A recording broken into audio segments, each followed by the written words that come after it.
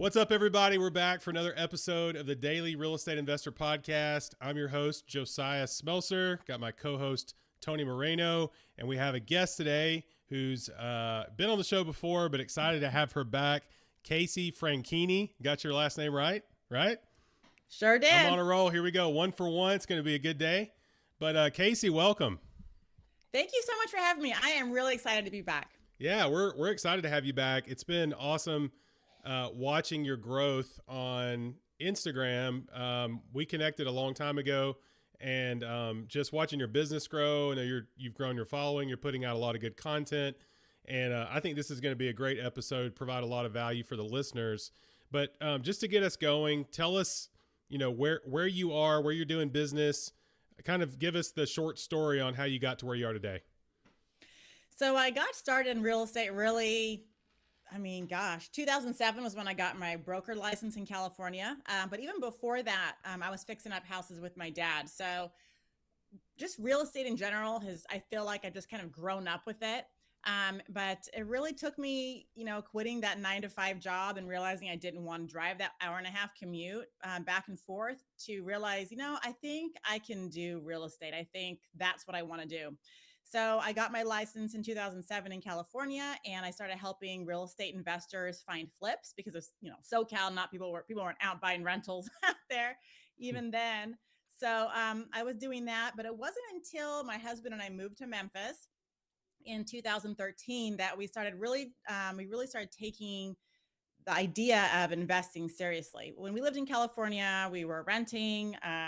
I had my, new job out of college, and then real estate, and, a starter condo was $400,000. We couldn't afford that, so we were renting. And so when we bought our house out in Memphis and I saw all the other housing prices, I said, wow, we really can buy some rentals out here that we can afford and make some money. So we started buying rentals in 2016, just kind of one at a time, the slow and easy way.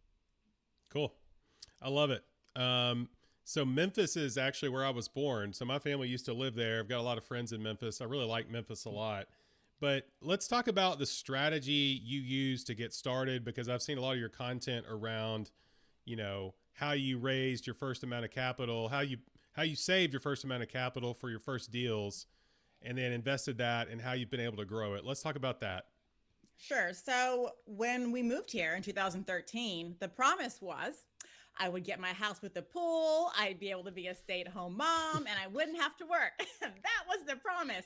And so we get here. I got my house with the pool. I had a 2-year-old and a 3-week-old. And I'm like, all right, we're living it. This is the this is like the American dream, right? Apple pie. I got my southern home with my white picket fence and stay-at-home mom.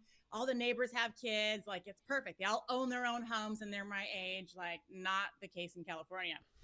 So it was a dream. And I was like, all right, let's go buy some rentals. And Blake's like, Casey, we just bought this 3,000 square foot fixer on a single income, and we have 2 small children, and we don't know a soul here. How are we going to, and we moved across the country. How are we going to, where's the money at for this down payment? I'm like, well, I thought I was going to get to be a stay-at-home mom, And he says, well, sure, you can, but you got to figure out, you want to buy rentals, you need to figure out how we can pay for them. I was like, gosh, dang it, fine. But I didn't want a job, right? That was a hard no. I'm not going to get a job. I want to be a stay-at-home mom. So how can I make money plus be a stay-at-home mom? How can I have my cake and eat it too? And I didn't want a job at Starbucks, or I didn't want to do real estate again. I'm like, an agent. And I thought, well, what can I do that's fun? Like a craft. I like to craft. What girl doesn't like glitter and cutting things and making cards or whatever? And I thought, well, I love crafts, but I am not artistic. I can't even draw a stick figure. You can't tell if my stick figure is a boy or a girl. Who is going to want to buy anything that I make online? So I bought a Cricut machine, because those die cutters can, you just put the design in the computer program and it does it for you. So there's less of my design talent involved. So I was like, all right, I can do this. I bought a Cricut, which is like a silhouette. And I started personalizing items that I found at the Dollar Tree. One of the things in particular was, like, on Easter, they had these little tiny stuffed bunnies, and I would cut out some vinyl names and dates and sell them for $5 on Etsy, on local resale Facebook groups, and do porch pickups and all of that. And then I started increasing things to my my Etsy shop, and I would do a lot of bridesmaid stuff and holidays. And in a year and a half, just working like during my kids' nap times or maybe a day on the weekend, or after my husband got home from work, I'd saved about $20,000, and we used that for the down payment on our first rental. Nice. That's awesome. That reminds me when I think it was my second property actually. I was gonna be $5,000 short of the funds to bring at closing. And I was like, man, how do I get $5,000 in less than a week? I had no idea. So what I ended up doing, I started door dashing. I started doing Uber Eats at the same time. I looked in my garage to see what can I sell, and that was that was one of the ways that I was able to get some. So talk about hustle right there. That's awesome, Casey. So Thanks. That's like Casey, what you go go ahead. ahead. No, you're Oh, I fine. was Go just ahead. gonna say, like, when there's a will, there's a way. So many people have the, oh, I can't, I don't have time. I don't have time to make it. What am I gonna do? What can I sell? I already work. It's like, well, just figure it out and stop whining. Hmm. Just figure it out. You can do it. Absolutely. So Casey, you said you had a 2 week old baby, a 2 week old baby, and a three A year old three baby. week old baby, 3 week old baby, and a 2 year old That when we is moved here insane. So on a what red would eye you flag. say? That's crazy. What would you say to people who think it's impossible to invest in real estate while you have young kids? I would say that that's just your mindset, that you want it to be difficult. You want the excuse so you don't have to work hard. I mean, once you realize that there is really no excuse and that you are capable of anything, it takes your excuses off the table. Like, there is no reason why anyone can't do anything. It just takes effort, and people don't want to put the effort out. So they rather sit at home and make excuses. That's the bottom line. I'm a very realist person. People just don't want to do the work, and that's it. Hmm. So you can do it. Anybody can do it. I coach right on new investors on buying their first rental, and one of my students, he was an oil rigger guy, and he lived in Nebraska, worked in Texas, and he worked 18-hour shifts.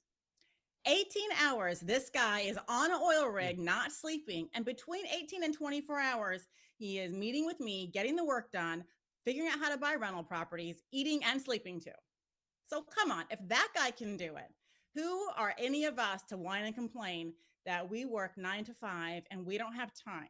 You do have time. You have time to get more money. You have time to sell something else. You have time to save. You have time to not watch Netflix and drink beer on the weekends. You can do something else. You know, you can do it. Yeah, There's just no I, excuse. I agree 1,000%. And something I say, I created a content the other day that we have the same 24 hours as Jeff Bezos, as Elon Musk, as Bill Gates had. Like we all have the exact same 24 hours. So how is it that they're more successful than us? And the key to it is time management. What are you going to do with those 24 hours? So some people decide to watch Netflix, where others decide to read a book or go how to learn how to invest. So that's I think awesome. the exact same thing. To me, when I think of that, because that has crossed my mind many times, it's like, wow, all these crazy rich people that are like, whoa, they have the same life we do. They have 24 hours. They were born from, most of them, from nothing. Not everyone was born into wealthy families. Some of these people started from zero, like Alex Hormozy. That guy started from nothing. His dad hated him, right? And look who he is now. Did he get to who he is by watching Netflix? No, he doesn't even watch television. Or everything he does, he orders out to home. He does delivery because he doesn't have time for that stuff. Only has time for making money, making money. Now, that's a bit obsessive and excessive. We're not all going to be like that, nor do we want to do the effort that is required.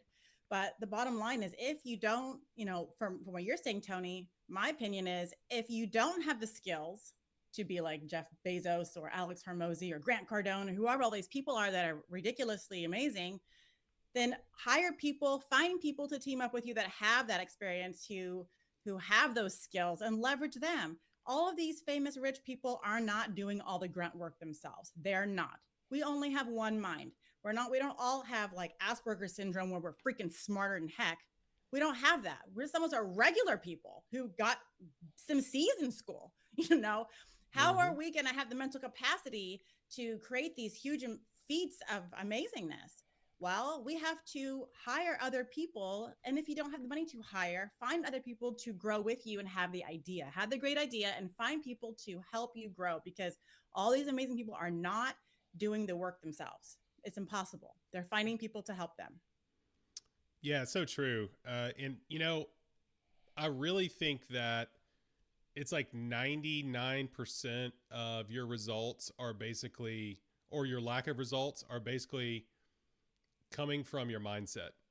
And you can say it, but when you really realize what's going on, that your mindset is holding you back, it can change everything for you, because you go from saying, I don't have this, so I can't do this, to saying, I will get this so I can do this. And it's like, okay, I have a full-time job. How am I going to be able to invest in real estate? Well, you start looking at the hours you do have outside of your full-time job, or you try to get a job that's similar, that's more flexible, so you can do that stuff, on your own time and still get your job done. You got to start asking, how can I, instead of saying I can't because of. And it's funny when people say I don't have enough time, what they're really saying is I don't want to make enough time, because everybody's got 24 hours in a day. And you look at these high performers, you're like, well, they have enough time. So why don't I have enough time? Well, I'm not prioritizing it. So what they're really saying is, I have higher priorities than this, and I don't want to do this. And that's something like, if you would just say it that way, it's like, okay, well, at least you're not making this a priority, right? But this other way of like, I don't have time, I want to do it, but I don't have time, you don't really want to do it, right? So, and there's a difference in not making time to try it and trying it and failing. Like, trying it and failing is much, much better in my mind than not trying at all, because you're learning when you're failing. And so let's segue that into this. How do people you do coaching, right? How do people buy their first property? What's some of the coaching tips you give them on going from 0 to 1? The first thing people have to do is figure out what type of real estate investing they want to do. I mean, there are so many things out there. People get sucked into shiny object syndrome. The grass is always greener on the other side. Every time a guru or influencer says how they made $1 zillion in 5 minutes doing this method, now they want to go do that. And then they see it again, they want to go do that. So I think the first thing people need to do is figure out how much money do they have? How much time can they put into whatever they do? What is their risk level? How old are they? What is their income level? How fast can they save money? What are their strengths? And when you can put all those together, it will probably eliminate some potential investment options. You could be choosing from long-term rentals, and that could be broken down into some single family, small multi, or even go commercial and buy some apartment complexes. You could do short-term rentals, mid-term rentals, wholesaling, flipping, syndications, REITs. There's a lot of things, but they're not for everybody. I don't want to do REITs. I don't really want to flip. I don't really want to do midterm rentals. Like, I really don't want to do short-term rentals. I would do one if I found a lake house for my own self, then sure. But, so every investment vehicle is amazing. Just what is right for you, you have to decide, because I might love long-term rentals and that's my jam. But maybe that's not what you want to do. So figure out yourself first. And then the next step would be to talk with a loan officer and figure out what you can qualify to buy on your own, without having to get help from other people or partner or all of that. What is your financial capability for your purchasing power? And then once you figure that out, that will also help you determine what route you might want to take for your first investment. You might want to do a long-term rental first to understand all the facets of buying real estate. There's a lot of things to learn, let me tell you. And then maybe you want to be riskier and flip across the country, or you want to wholesale, or you want to whatever. But personally, my opinion, people asked, would be, if you've never bought a house in your life, especially an investment property, and especially if you have to buy out of state, you need to learn the basics first. Let's not get fancy here with doing a BRRRR strategy on your first deal out of state. Like, to me, you're asking for failure, right away, especially in today's economy. So I would say, learn what your financial capabilities are, figure out what path you want to take, and then really zero in on a safe first investment that's going to set you up for success. There's nothing worse than buying a failing first investment property, because that is going to just kill your love and desire for buying real estate. It will just be over and you'll want to quit. Yeah, on your first one, I feel like most people, the majority of people on their first one, start with a single family house. That's how I started. That's how most people I know started. And I think that's a great place to start. I think that's what you're saying. And my first was a house hack. Like, I bought a property right after college. I rented out to some of my friends. I had 3 friends living in there with me. It covered my mortgage. We all split the utilities. So like my utilities were like $100 or $75 a month, and my mortgage was covered. So that started me out on this path of, wow, this real estate investing thing is awesome. And then while I was living there, I fixed the house up. And then when I moved out, I sold it. So I kind of did like a house hack flip, long-term flip kind of thing. And then I took that money and did another flip and bought some more properties and stuff. But I learned so much on that first property that if I had started off buying small multifamily or vacation rentals or whatever, I wouldn't have learned that other set of information that was so valuable to me. And I love that you're teaching people to start there, because you got to figure out what you want to do, and then you got to figure out how to get the skill set to do it. And so you don't want to skip the crawling phase and just go straight to running, because if you experience that failure along the way that puts you out of the game, then you're done. And you're like, I don't want to do this anymore. I don't like this. I failed at this. I used all my money. I'm in financial ruin or whatever. You want to take the proper steps to grow into it. So let's talk about, I guess, like, let's say you have a person that comes in with $20,000. They don't own any real estate, and they're wanting to build a portfolio of $10 million one day. What do you tell them to do? The first thing, if they've never bought anything, first of all, I would probably say they need 30,000. Okay. Now, if they're house hacking, sure. But if you're buying a rental property in a decent neighborhood and you put 25% down, 4% for closing costs, and just a few $1,000s to maybe touch up, right? You're already buying something rent ready. You're going to be looking at comfortably, let's have 30,000 minimum somewhere in the country. So if they have, let's say, $30,000, then I would recommend finding a market that they're interested in investing in that meets a bunch of criteria that I talk about in my coaching program. Yeah. Well, Memphis, it's funny because of all the students I've had, only one ever has bought in Memphis. So people join, they join, they go, oh, I'm going to buy in Memphis. I'm going to hire you because you're Memphis. I'm like, you think that, but once you learn what makes a good rental market, you are going to find out you may not want to invest here after all. So that's funny that I have people that usually really don't end up buying here.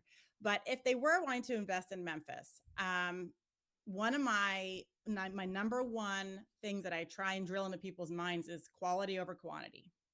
So many people will say, oh, I've got 50 units. I've got X units. It's like, okay, well, where are these properties at? What type of tenant are you getting? I am a big believer in better properties equal better tenants. Cheaper properties, bad neighborhoods, not so great tenants. And who is taking care of your investment while you're not there? Because you won't ever be there. Your tenant will be taking care of it. So who do you want taking care of your property? A prostitute drug dealer, people that don't cherish school and don't send their kids to school, and there's probably shootings out front and drug deals going on in the front yard? Do you want that type of person taking care of your property? Or do you want a 6-figure income earner with Pottery Barn furniture? I'll take the second one. Now that property is going to cost a little bit more, but guess what? I'm going to have a lower turnover. I'm going to have high credit score tenants that are going to take care of my place. And when things break, they're going to tell me.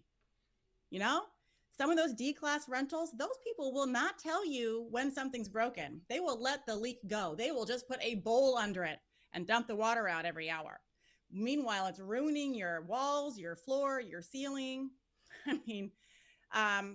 So the better neighborhoods, better tenants, those cost more. No, you're not going to say, I've got a zillion units, but what you are going to have is higher cash flow, more appreciation, higher rental appreciation, right? Those ones are going to appreciate faster.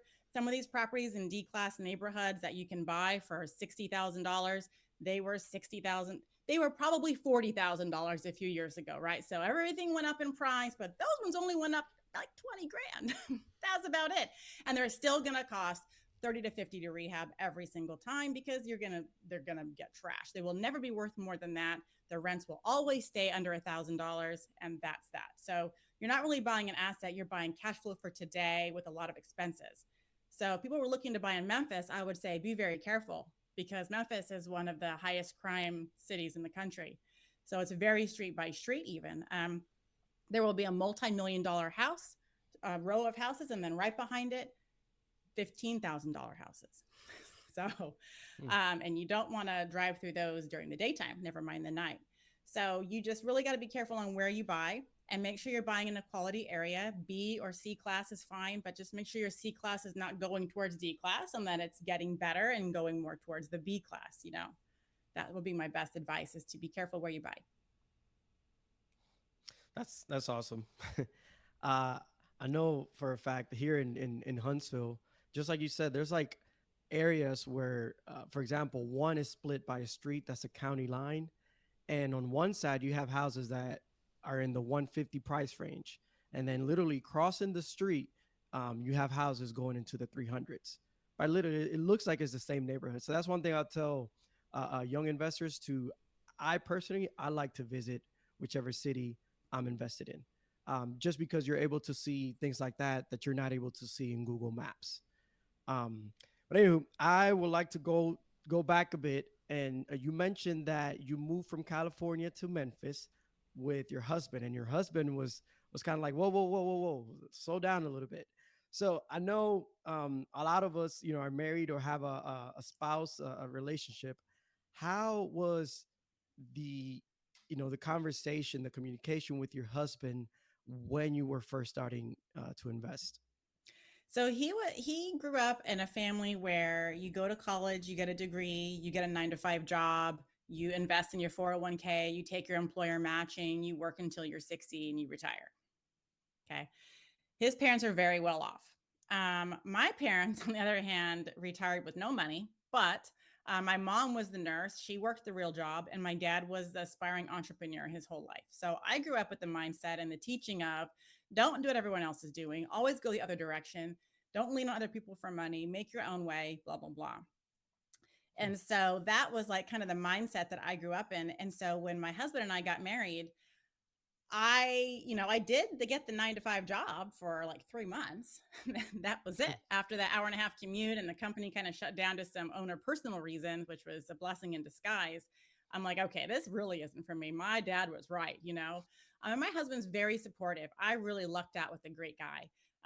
He's always supported me every step of the way with any weird thing that I have started a lot of things. I've started my Etsy business. I started my coaching business. I've always been a leader in organizing and building projects and events. A big city leader in my city, on the city council and stuff like that. I have started a lot of things because I don't know, I just want to make things better and I like projects, and I like seeing my results. So when I had these harebrained ideas that, hey, I want to never have a job again and a real job, quote, but we're going to make money other ways, he's very open minded and he will listen. But he has held me back in a way because he is very risk averse. I'm risk averse too. We buy one rental at a time, with our own money. He doesn't want a partner. We fix up the houses ourselves. And it's like lately I'm like, come on, Blake, like, you know, I know what I'm doing. And he's like, I know, I know. We can partner in big projects. Like we have money. We can do bigger things now. He's like, I've never said that we can't. And I'm like, I know, but it is just a little risky. So he's very risk averse, but he's always very supportive of what I want to do. I just would like him to be more on board with some of the bigger ideas that I have. And one day we'll get there. And I think when he quits his day job, which he could quit at any time, but he really enjoys working with his best friend, then I think he'll be more apt to some bigger things when we have more time to do, more research and be more hands-on with those things. Mm. And that's very important. I mean, the trust that your spouse needs to give you with this is very important because, I mean, real estate, like you guys mentioned earlier, this could like either make you a better investor or break you. So, for everybody listening, it's important that your spouse at least knows what's going on because I mean, when it comes to marriage, the financials are together. So, yeah, keep that in mind. I would say that if he wasn't so supportive, I wouldn't have been able to accomplish what I've accomplished. Mm. And freaking kudos to anyone out there that is making it work who doesn't have a supporting spouse. That is freaking hard. I could not imagine. I mean, my neighbor down the street, he's in the radio production industry and his wife is non-supportive. And she's like my best friend, my best friend. She is not supportive of what he does. and he's an entrepreneur and he's working a lot of hours and the money hasn't come in yet. And I'm like, it will, just, you have to support him. You have to say you can do it. It's just so hard to have a spouse say you suck. I couldn't imagine. Like I need that support, and I probably wouldn't be where I am today if he was somebody else. No way. Yeah, and I remember when I first got started, I did tell my wife, I need you to read Rich Dad Poor Dad with me together, because she needed to understand I'm about to make some crazy stuff happen, and I need you to understand what I'm about to do. So at least, she's not a big reader, but I was like, at least read this with me. We'll read it together, because you need to understand where I'm coming from and the way our life is going to change. So I love that. Yep. That's awesome. Well, how would let's talk about this. Because my spouse is super supportive as well. And I give a lot of credit to her, because I am an entrepreneur in my DNA. And if I hadn't had her support while I tried all these different things I tried, then I wouldn't be where I am today either. How does someone that's got a spouse that's not on board with real estate investing and not on board with really trying anything risky, how do they get them on board, or how do they navigate this process? What do y'all think? I think you'd have to, quote, show them the money. I think you need to show examples and show how other people have done it that are in kind of their same spot. Like, let's not show the Grant Cardone sample. Let's show something more realistic and more down to earth, and join some local investor groups with real people, not just online. Even if you live in California or a high cost area and you can't afford to invest there, there are still investor groups of people investing there, or people that show up to those groups that still invest out of state. Get to know real people with a face, like people you can touch. Get to know them and go out with them, with your spouse, and let that person sell what you want for you, right? It's not going to come from you. They're not going to say yes because of you. They're going to say, oh my God, Jeremy, I couldn't believe, we went out with him and his wife, and did you hear what they said? They own 25 houses. Like, how did they do that? And they were teachers, that kind of stuff will speak volumes. And if you can share real life stories with real people, and people can meet them, it's going to have a more powerful effect on your spouse, and maybe give them that push to give it a try. That's my opinion. Absolutely. What do you think, Tony? No, that is so good that you said that, because I remember when I maybe like half a year into real estate investing, I took my wife to a real estate conference. And I remember in that conference, there were guys with their spouse, or, a woman as well with their husband, that don't really invest. And I remember those were the people that needed to talk to my wife. And not just that, but these were people that were already retired from their W-2s from corporate America.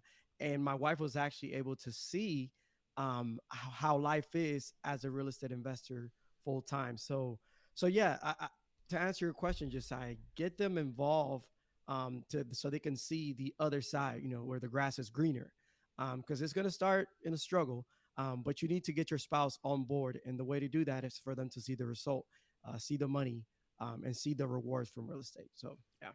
Yeah. And I think, one thing that the risk averse maybe are not realizing is that typically, I think the way it goes is this: you have a couple, one or both are risk averse, and they say, I just want to have a 9 to 5. I just want to do my 401k, and I just want to do that and retire.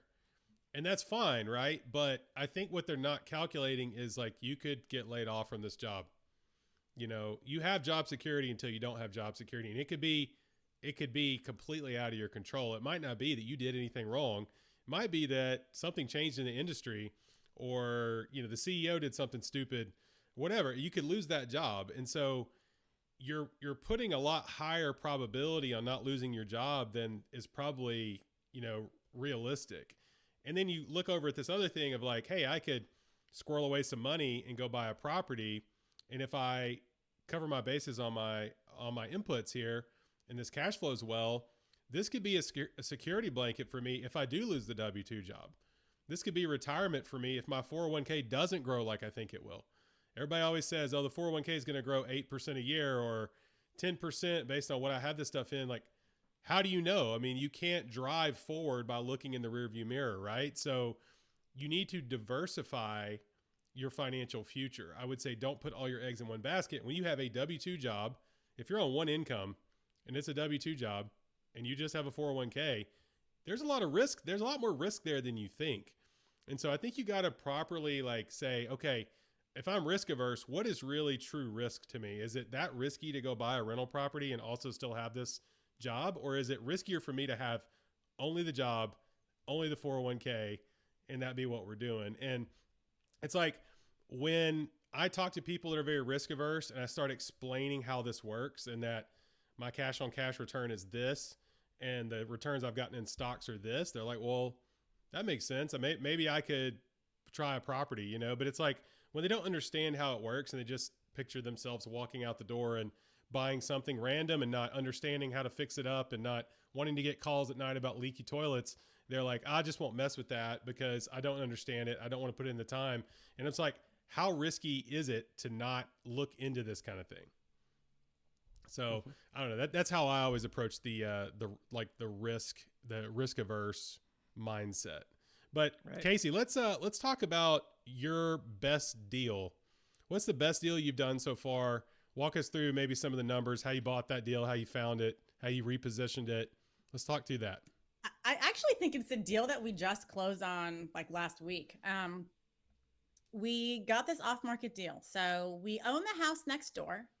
And when the neighbor was wanting to sell her house and was telling my tenant was like, you should give Casey a call and maybe she'll buy it, you know? And the lady who owned the house remembered me because when we were fixing up the other house next door before my tenant moved in, she was outside painting and doing landscaping. And I always try and knock on all the neighbors' doors and introduce myself and say, hey, here's where we're buying this house. Yeah, we're not going to move in. That's always the hard thing to say. It's going to, you know, we're going to rent it out. I won't say we'll make it a rental because that also sounds bad. We're going to rent it out.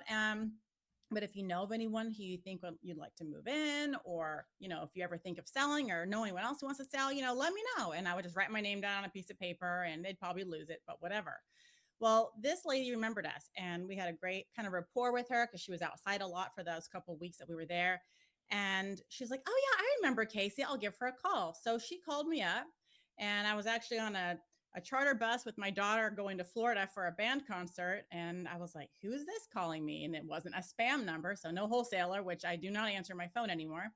And so I answered it and she's like, oh, I don't know if you remember me. My name is Cindy. And I live, you know, next door to your other house. And I'm like, I do remember you. She's like, well, I'm thinking about selling and downsizing. Didn't know if maybe you'd be interested in buying my house. And I'm like, well, maybe.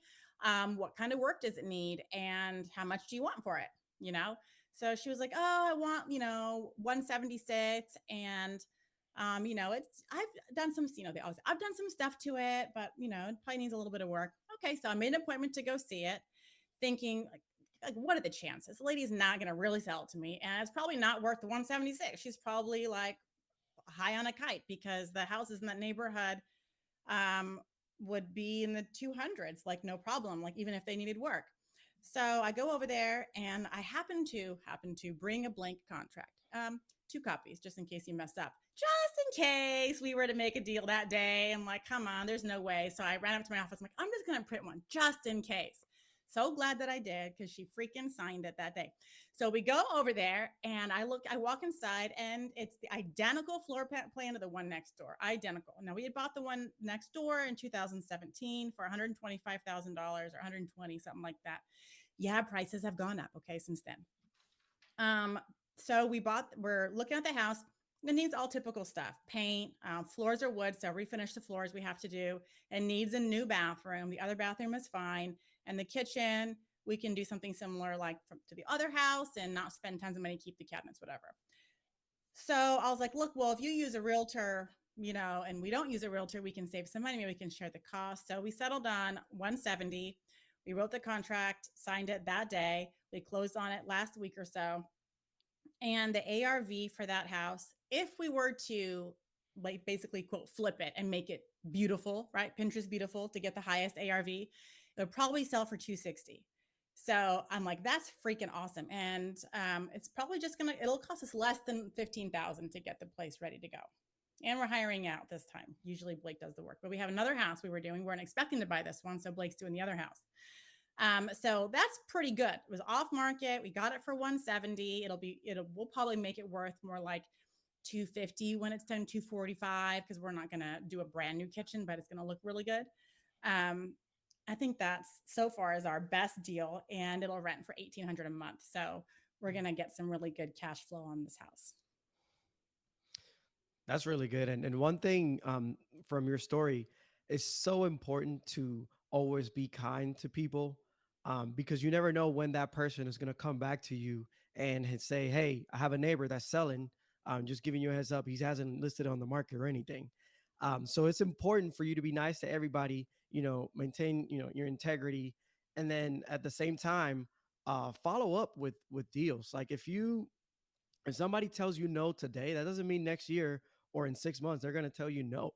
So always follow up with people who you have a physical contact with or over the phone as well, because you never know when something like that is going to come back, and that'll be a big deal for you.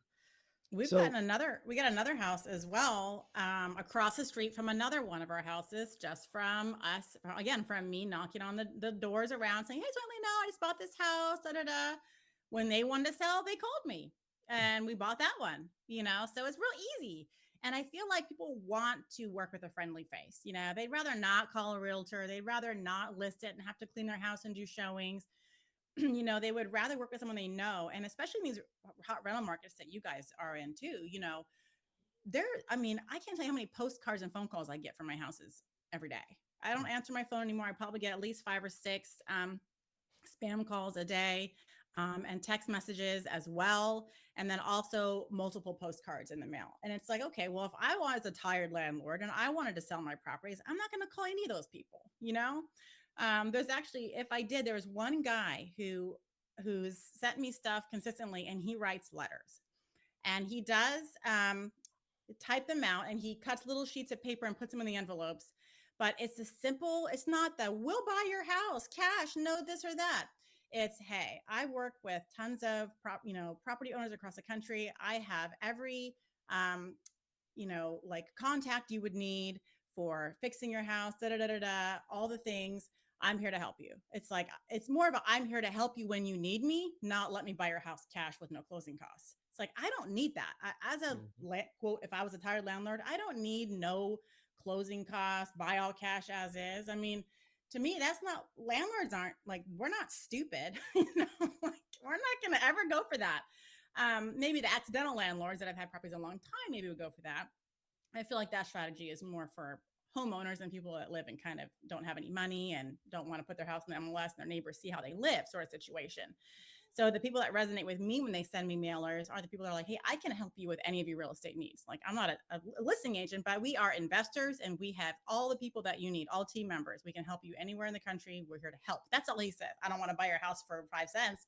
I'm here to help. So I feel like if I were to want to call any of these people, it would be, well, I would sell it myself by owner, but he would be the one that I would call if I had to choose. And it's because I feel like the relationship he built was a little bit better than some of these other people that want to get me.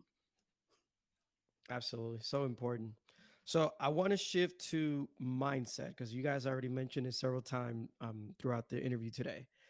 How do you, I mean, real estate investing, like we said, there's a lot of risk into it. And not everybody does it, obviously, because of the risk. So, a question for both of you: how do you create that mindset to become a real estate investor and not be so afraid to take the step? Okay. So I'll tell you the book that kind of changed my life and changed my mindset as in personal life and just my entrepreneurial spirit, and teaching me the ability that I have the power, right?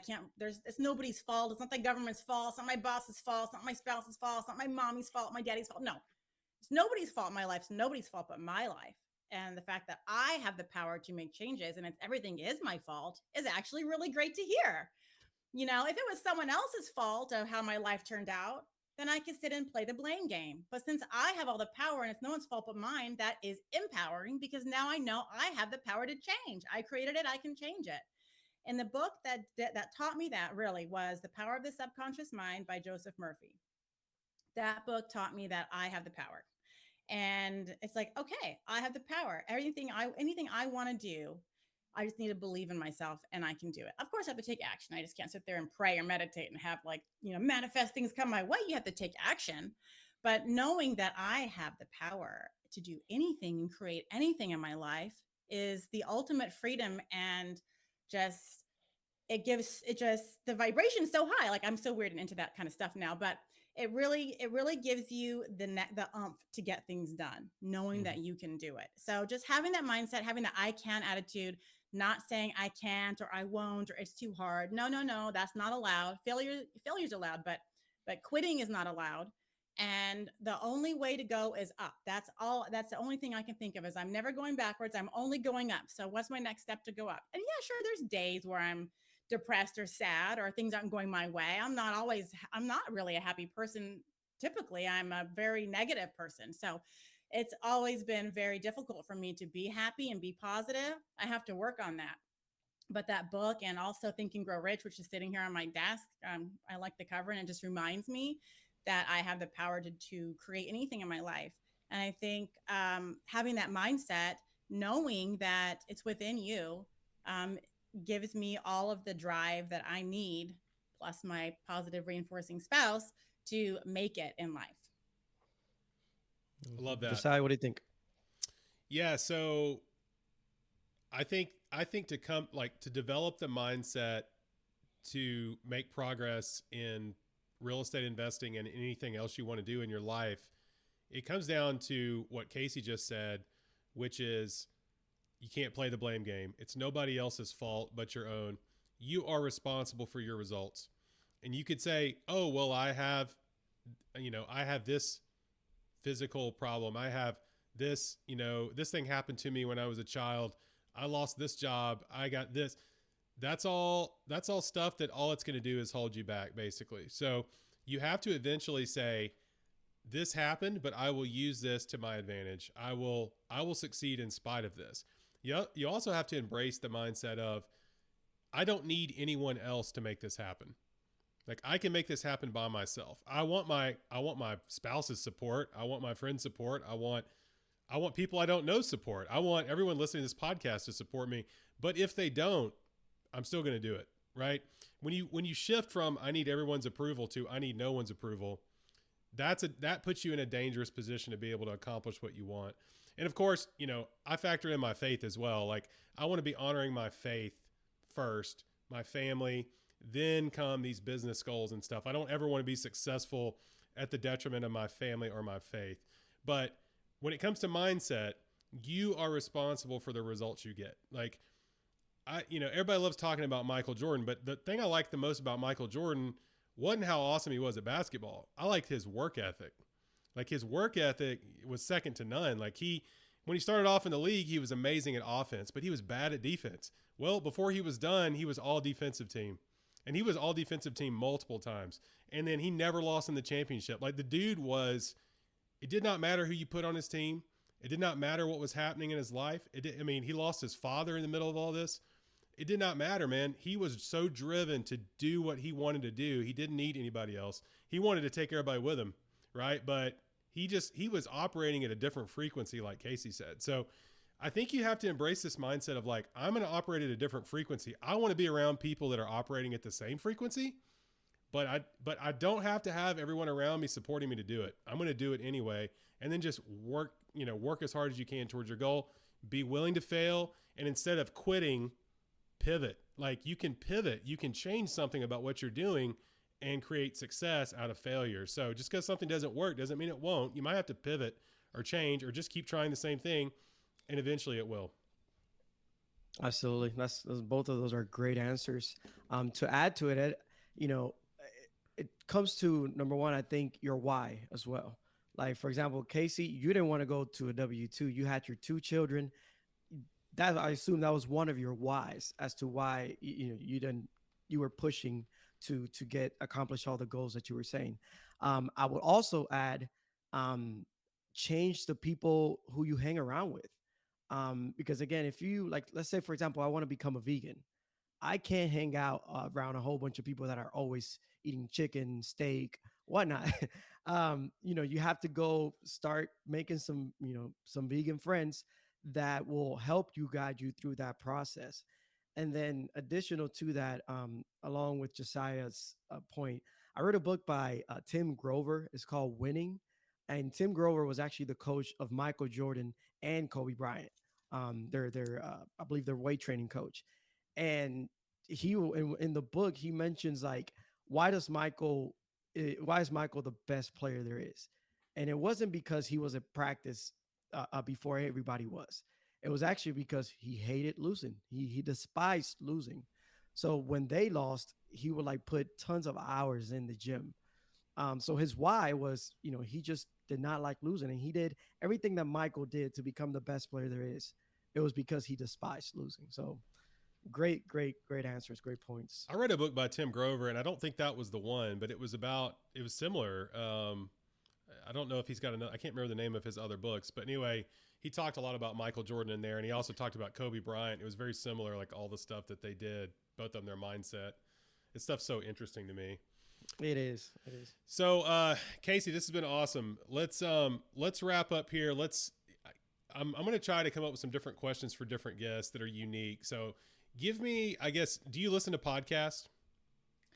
Not really. Okay.